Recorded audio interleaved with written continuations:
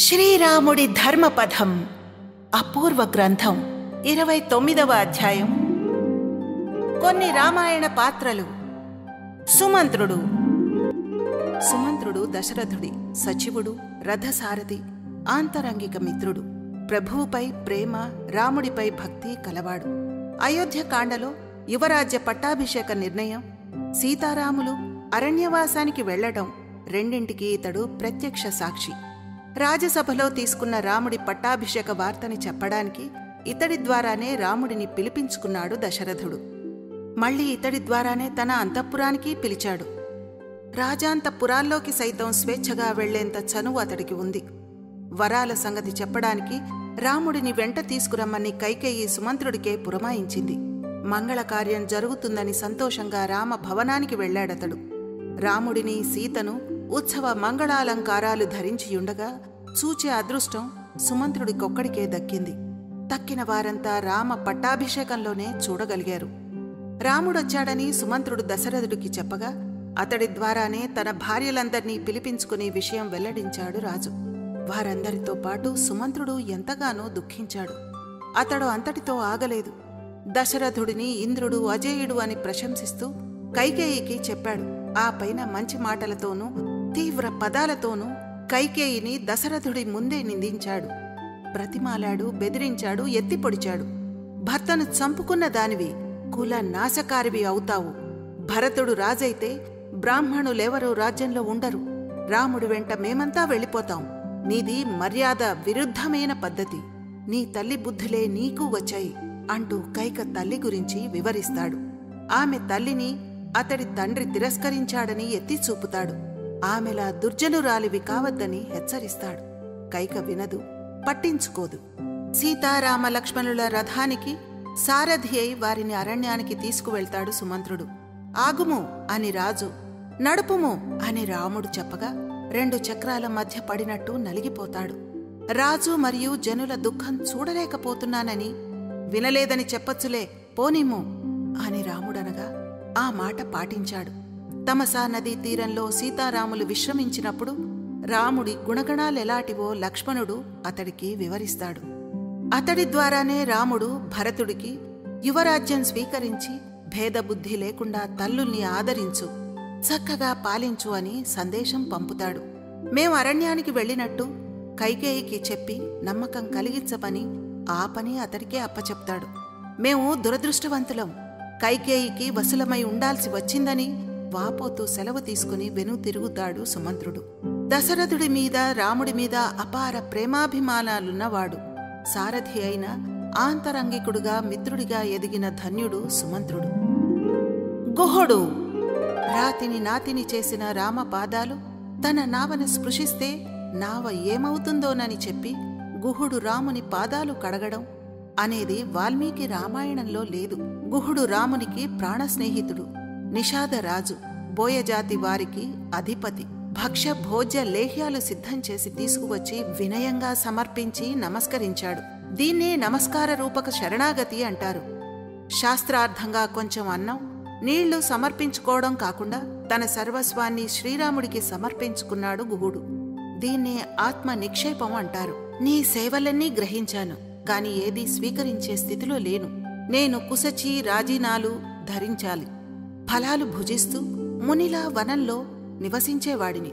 తండ్రిగారి అశ్వాలకు దాణా ఇవ్వు చాలు అని అతడికి చెప్పాడు రాముడు. భరతుడు వచ్చినప్పుడు సేనతో రాముడి దగ్గరికి పోవడానికి కారణమేమిటని ప్రశ్నించాకే రాముడి గురించి చెప్పాడు. క్షత్రియ ధర్మం పాటిస్తూ రాముడు భక్ష్యాలు స్వీకరించలేదని చెబుతూ ఇతరులకు ఇవ్వాలి గాని ఇతరుల నుంచి తీసుకోరాదు ప్రేమపూర్వకంగా అన్నాడని వివరించాడు గుహుడు. లక్ష్మణుడు తెచ్చిన జలం తాగి ఉపవాసం ఉన్నాడని వివరించాడు. రాముడు గుహుడి ఆతిథ్యాన్ని, స్నేహాన్ని మరువలేదు. అయోధ్యకు తిరిగి వెళ్తూ భరద్వాజ ఆశ్రమం నుండి హనుమను పంపాడు. గుహుడికి తన క్షేమ సమాచారం చెప్పించాడు. అంతేకాదు, అతడు తన ఆత్మ సఖుడని చెప్పుకున్నాడు. స్నేహానికి జాతి కులాలు అడ్డురావని నిరూపించాడు రాముడు, గుహుడు. శబరి. మతంగ మహర్షి ఆశ్రమంలో గురువాజ్ఞానుసారం రాముని రాక కోసం ఎన్నో ఏళ్లుగా నిరీక్షించిన భక్తురాలు శబరి. రాముడొస్తాడు, అతడికి అతిథి సత్కారం చేశాక అతని దర్శనం చేత ఉత్తమ లోకాలకు వెళ్తావు అని చెప్పాడు మతంగ మహర్షి. యతి ధర్మాన చరిస్తూ గురు శుశ్రూష పరమధర్మం అనుష్ఠిస్తున్న శబరి భగవత్ సమానుడైన నిన్ను దర్శించి స్వర్గం చేరాలనుకుంటోంది. పంపా నది తీరవు ఆశ్రమంలో నీ రాక కొరకు వేచి చూస్తున్న ఆమెకు దర్శనం ఇవ్వు అని రాముడికి చెప్పాడు కబంధుడు. రాముడి కోసం ఎంతో ఆశగా ఆత్రంగా ఆర్తితో ఎదురు చూసిన ఆమె అతడి దర్శనానికి మురిసిపోయింది. అతడి దృష్టి తన మీద ప్రసరించింది కనుక తన తపస్సు గురుసేవ సార్థకమయ్యాయని పొంగిపోయింది. అతణ్ణి పూజించినందున జన్మ సఫలమవుతుందని భావించింది. అతడి కోసం సేకరించి ఉంచిన పదార్థ సముదాయాన్ని అర్పించి భక్తి ప్రపత్తులతో సేవించింది. ఎంచిన నానా రకాల కందమూల ఫలాలే కాని ఎంగిలి పండ్లను సమర్పించలేదు. ఆమెని, ఆమె భక్తి అభిమానాలని, ఆత్మ నివేదనని చూశాక రాముడి మనస్సు సేదదీరింది. పరమ ప్రసన్నతాభావం కలిగింది. తన గురువు గొప్పతనాన్ని, ఆశ్రమ విశేషాల్ని వివరించింది. రాముడి నుంచి ఎలాంటి ఉపకారం ఆశించలేదు. శరీరం వదిలి వెళ్లాలన్న ఆమె కోరికను మన్నించాడు రాముడు. యోగాగ్నిలో ప్రవేశించి గురువు మార్గంలో పుణ్యలోకాలకు వెళ్ళింది. సీతా వియోగం వల్ల శోకతప్తుడైన రాముణ్ణి పంపా తీరంలోని ఫలపుష్ప భరితమైన ఆహ్లాద ప్రకృతి సేదతీరిస్తే స్తబ్దమైన జడమైన రాముడి భావనలని శబరి నిరీక్షణ, గురుభక్తి మేల్కొల్పాయని విజ్ఞులు చెబుతారు. గురువు, దైవం రెండింటిలోనూ విశ్వాసమే ప్రధానం. మనస్సు, వాక్కు, శరీరం శుద్ధంగా ఉంచుకుని గురుభక్తి, దైవభక్తి కలిగి ఉంటే భగవంతుడే వెతుక్కుంటూ వస్తాడని శబరి రామచరితం బోధిస్తుంది. జాతి ఏదైనా, కులం ఏదైనా భక్తి ప్రధానమని నిరూపించింది శబరి. అదొక్కటే భగవంతుడికి దగ్గర చేస్తుంది. కైకేయి. దశరథ మహారాజు ముద్దుల భార్య కైకేయి కేకయ దేశపు రాజకుమార్తె. ఆమెను తనకిచ్చి వివాహం చేయమని దశరథుడు యధుజిత్తును అడిగాడు. ఆమెకు జన్మించిన కుమారుడినే రాజును చేసినట్టయితే తన కుమార్తెనిస్తానని యధుజిత్తు షరతు పెట్టాడు. దానికి అంగీకరించే పెళ్లాడాడు. కైక రాజనీతిజ్ఞురాలు. యుద్ధాలలో కూడా పాల్గొంది. దేవదానవ యుద్ధంలో భర్తతో పాటు పాల్గొంది. 2 సార్లు దశరథుణ్ణి ప్రాణాపాయ స్థితి నుండి కాపాడింది. కైకేయిలానే ఆమె తల్లికి చెడ్డ పట్టుదల ఉండేది. ఒక మహాపురుషుడు ఇచ్చిన వరం వల్ల కేకయ రాజుకి తిర్యగ్జంతువుల మాటలు అర్థమయ్యేవి. ఒకసారి చీమ మాటలకు రాజు పగలపడి నవ్వుతాడు. కారణం చెప్పమని కూర్చుంది రాణి. కారణం చెప్తే తను మరణిస్తానని బదులు ఇచ్చినా వినదు. నీవు బతికితే బతుకు, చస్తే చావు, నువ్వు నాకు కారణం చెప్పి తీరాల్సిందే అని పీకల మీద కూర్చుంది. దాంతో రాజు వరమిచ్చిన మహాపురుషుణ్ణి సంప్రదించి అతడి సలహా ప్రకారం ఆమెని త్యజించి సుఖంగా ఉన్నాడు. ఈ కథ కైకకు చెప్పి సుమంత్రుడు, నీ తల్లిలానే నువ్వు దుర్జనురాలివి. కొడుకులకు తండ్రి గుణాలు, కూతుళ్లకు తల్లి గుణాలు వస్తాయని లోకులంటారు. అదే నిజం చేశావని పరుష పదాలతో దశరథుడి ఎదుటే నిందించాడు. అయినా ఆమె విననట్టే ఉండిపోయింది తప్ప వరాల గురించి పునరాలోచించలేదు. మొదట్లో రాముడికి పట్టాభిషేకం అనగానే ఎంతో సంతోషపడింది. వార్త తెచ్చిన మంధరకు తన ఆభరణాన్ని బహుమతిగానూ ఇచ్చింది. దాసి మంధర, నీ భర్తకు ప్రియురాలిని అనుకుంటున్నావు కాని అది నిజం కాదు. అతడికి పెద్ద భార్యే ఇష్టం. ఆవిడకు పుట్టిన కొడుక్కే పట్టాభిషేకం చేస్తున్నాడు అని చెప్పేసరికి అసూయతో రెచ్చిపోయింది. అధికార వ్యామోహం, లాలస, పుత్ర ప్రేమలకు దాసోహమైంది. దశరథుణ్ణి 2 వరాలు కోరింది. రాముణ్ణి అడవులకు పంపి తన పంతం నెరవేర్చుకుంది. కాని తను అనుకున్నట్టు భరతుడు రాజు కాలేదు. తను రాజమాత కాలేదు. భర్తను పోగొట్టుకుని వితంతువుగా, విద్రోహిగా మిగిలిపోయింది. పత్నీ ధర్మాన్ని పాటించకపోవడమే కాక భర్తకు ధర్మహాని కలిగించి అసతి అని దశరథుడి చేత దూషింపబడింది. కైకేయి గురించి ఎవరేమనుకున్నారో తెలుసుకుంటే చాలు. ఆమె స్వరూప స్వభావాలే కాదు, ఆమె ద్వారా జరగనున్న కార్యమూ బోధపడుతుంది. ధర్మాన్ని పరిత్యజించి కేవలం అర్థమునందే ఆసక్తి గల నిన్ను నేను పరిత్యజిస్తున్నాను అన్నాడు దశరథుడు. తన సుఖమే కోరుకునేది, తీవ్ర స్వభావి, క్రోధి, అతి తెలివి, గర్వం కలది అయిన నా తల్లి ఆరోగ్యంగా ఉందా? కేకయ రాజు దగ్గరున్న భరతుడు తన కోసం వచ్చిన దూతను అడిగిన ప్రశ్న ఇది. ఈ ఒక్క వాక్యంతో కైకేయి స్వభావం తేటతెల్లమవుతుంది. రాముడు అధర్మ కార్యం ఘోర నేరం ఏం చేశాడని దేశం నుండి బహిష్కరించావు? భ్రూణ హత్యా పాపం చేసిన వారికి విధించే దండకారణ్య శిక్ష ఎందుకు వేశావు? కైకను భరతుడు నిలదీస్తూ అడిగిన ప్రశ్న ఇది. నాడు భ్రూణహత్య ఎంత దారుణమైన నేరమో ఈ మాటలను బట్టి తెలుస్తుంది. గర్భంలో ఉన్న ఆడ శిశువుల్ని చంపేస్తూ చంపాలనుకున్న తల్లిదండ్రులు తీవ్రంగా ఆలోచించాల్సిన విషయం ఇది. రాముడు తల్లిని చంపానని నన్ను నిందించాడంటే కైకేయిని ఇప్పుడే చంపేసేవాణ్ణి, కనీసం ఈ మంధరని చంపేసేవాణ్ణి. కాని ఇది తెలిస్తే రాముడు మనతో మాట్లాడడు. స్త్రీలను చంపరాదు, శత్రుఘ్న మంధరను కూడా క్షమించు, ఆమెను చంపబోయిన శత్రుఘ్నుని వారిస్తూ భరతుడన్న మాటలివి. తల్లిమీద కోపం, అన్నగారి మీద భక్తి వినయాలు భరతుడి మాటలు వెల్లడి చేస్తున్నాయి. భరద్వాజ మహర్షి భరతునితో ఇలా అన్నాడు: నీవు కైకేయిని తప్పు పట్టకు. రాముని అరణ్య గమనం వలన చాలా ప్రయోజనాలు చేకూరనున్నాయి. దేవతలకు, ఋషులకు, లోకానికి శుభమే. దీనివల్ల కైకేయి దుశ్చర్య వెనక ఉన్న అసలు ఉద్దేశ్యం, ఆంతర్యం తెలుస్తుంది. సుమంత్రుడిని అయోధ్యకు తిరిగి వెళ్లమని, అతడ్ని చూశాక తను అరణ్యానికి వెళ్లినట్టు కైకేయికి నమ్మకం కలుగుతుందని అంటాడు రాముడు. విరాధుడి కబంధ హస్తాలలో చిక్కుకుని అల్లల్లాడుతున్న సీతను చూసి కైకేయి మనకు ఏం జరగాలనుకుందో అదిప్పుడు జరిగిపోయింది.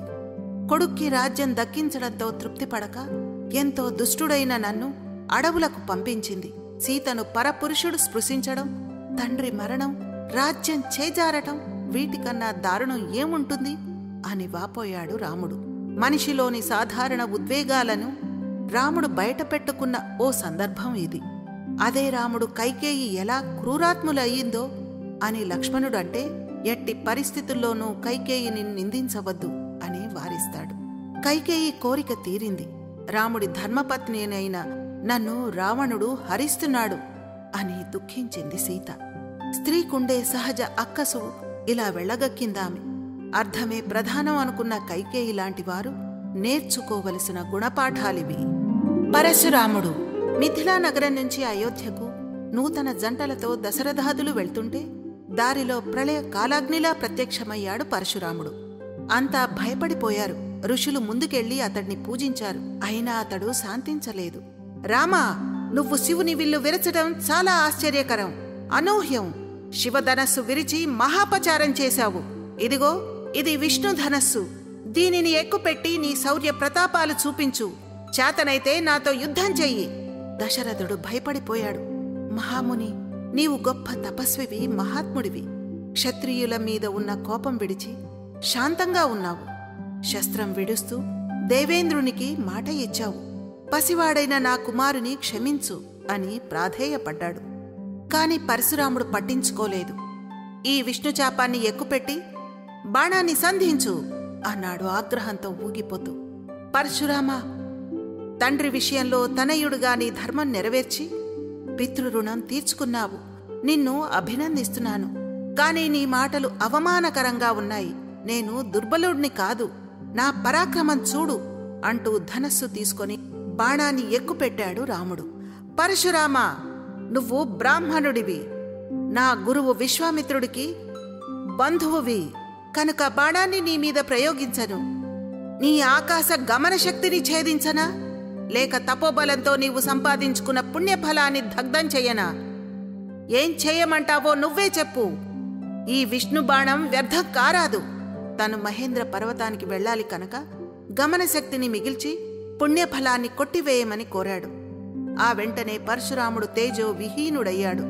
శ్రీరాముడు విష్ణువు అని గ్రహించానన్నాడు. ముల్లోకాలకు ప్రభువైన నీ చేతిలో ఓడిపోయినందుకు సంతోషంగా ఉంది అని చెప్పి మహేంద్రగిరికి వెళ్లిపోయాడు పరశురాముడు. రాముడు ఆ విష్ణు ధనుర్బాణాలను వరుణదేవునికి ఇచ్చాడు. త్రిజట. లంకలోని వారంతా రాక్షస జాతివారే అయినా అందరిది రాక్షస ప్రవృత్తి కాదు. త్రిజట వృద్ధ రాక్షసి. సీతా పక్షపాతం, అభిమానం ఉన్నది. కొందరామె విభీషణుడి కుమార్తె అని చెప్తారు. కాని వాల్మీకి ఈ సంగతి ఎక్కడా పేర్కొనలేదు. అశోకవనంలో సీతకు సపర్యలు చేస్తూ అహరహం కనిపెట్టుకుని ఉంది. రాక్షస స్త్రీల హింసకు లోను కాకుండా కాచింది. సీతకు ప్రియ నెచ్చలిగా మారి ఓదార్చింది. అవసరమైనప్పుడు ధైర్యమూ చెప్పింది. రాముడి విజయాన్ని, రావణుని వినాశనాన్ని కలగన్నది. రావణుడు తైలదేహంతో ఎర్రటి దుస్తులు ధరించి మద్యం సేవించి పుష్పక విమానం నుండి కిందికి జారిపడినట్లు లంక సముద్రంలో మునిగిపోయినట్లు కలగన్నది. ఆ కలను మిగతా రాక్షస స్త్రీలకు వివరించి చెప్పి వారిని భయకంపితుల్ని చేసింది.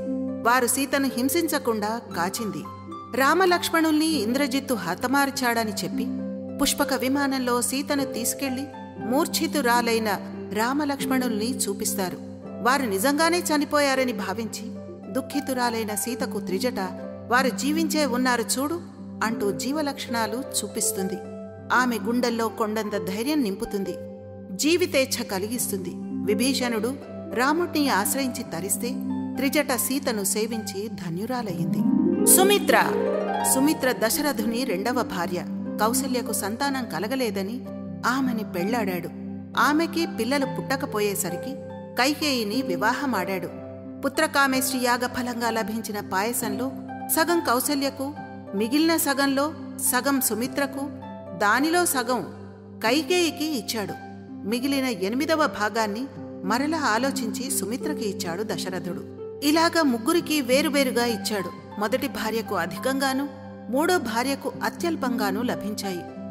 నడిమి భార్యకు నడిభాగం దక్కింది. సుమిత్రకు రామ భరతుల తర్వాత లక్ష్మణ శత్రుఘ్నులు జన్మించారు. మిగతా వారికి ఒక్కొక్క కుమారుడే జన్మిస్తే సుమిత్రకు కవలలు పుట్టారు. ఇద్దరు దశరథుడి కనిష్టపుత్రులే అవడం విశేషం.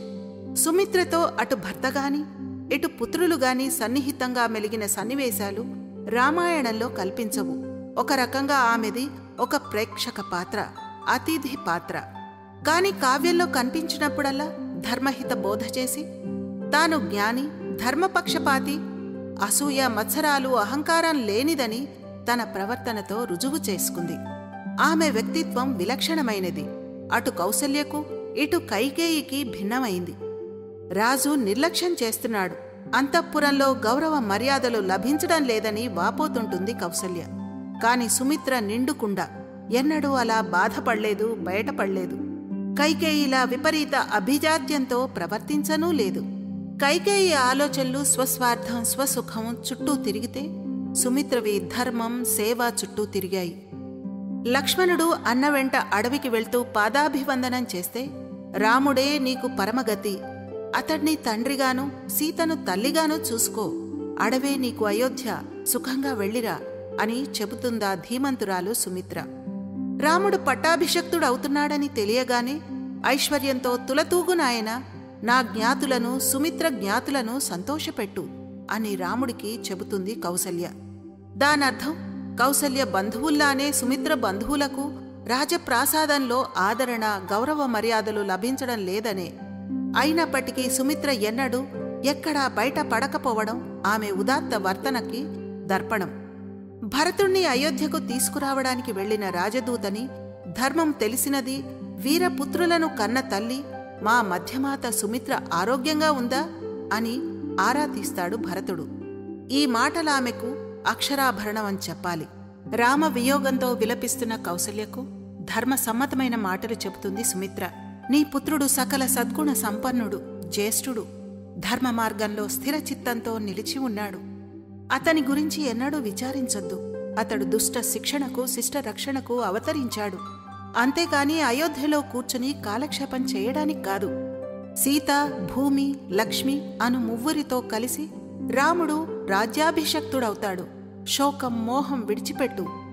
దోషరహితురాలైన సుమిత్ర చేసిన ఉద్బోధకి, చేసిన ఉపచారాలకి కౌసల్య దుఃఖం తగ్గుతుంది. శ్రీరాముడు పరమాత్ముడనే విషయాన్ని సుమిత్ర మాటల ద్వారా వెల్లడించాడు వాల్మీకి. దుఃఖంతో కాంతిహీనమైన ఈమె సుమిత్రాదేవి. సత్య పరాక్రమవంతులైన లక్ష్మణ శత్రుఘ్నులు ఈమె పుత్రులు అంటూ సుమిత్రను భరద్వాజ మహర్షికి పరిచయం చేస్తాడు భరతుడు. పెద్ద కుమారుడు లక్ష్మణుణ్ణి రాముడికి, చిన్న కుమారుడు శత్రుఘ్నుడిని భరతుడికి తోడు నీడగా, సేవకులుగా చేసి తరించిన త్యాగమయి ధర్మాత్మురాలు సుమిత్ర. ఆమె ధన్యురాలు. మండోదరి అహల్య, ద్రౌపది, కుంతి, తార వీరి సరసన పంచమ కన్యగా స్థానం సంపాదించుకుంది మండోదరి. ఈమె మాయాసురుడనే రాక్షసుడి కుమార్తె. తల్లి గంధర్వకాంత, హేమ అత్యంత సౌందర్యవతి, సౌశీల్యవతి. ఆమెని చూసి చూడగానే మోహించి నయానా భయానా యత్నించి వివాహమాడాడు రావణుడు. అతడి పట్టమహిషి అయింది మండోదరి. ఆమెని వలచి వివాహమాడిన కొద్ది కాలానికే తిరిగి పరకాంతల పొందుకోసం వెంపర్లాడాడు రావణుడు. అతడి కామాసక్తిని బుద్ధిలోపాన్ని గ్రహించి కుమిలిపోయింది మండోదరి. ఇంద్రజిత్తు జన్మించగానే అతణ్ణి మహావీరుడుగా తీర్చిదిద్దటంలో నిమగ్నమై తద్వారా ఊరట పొందింది.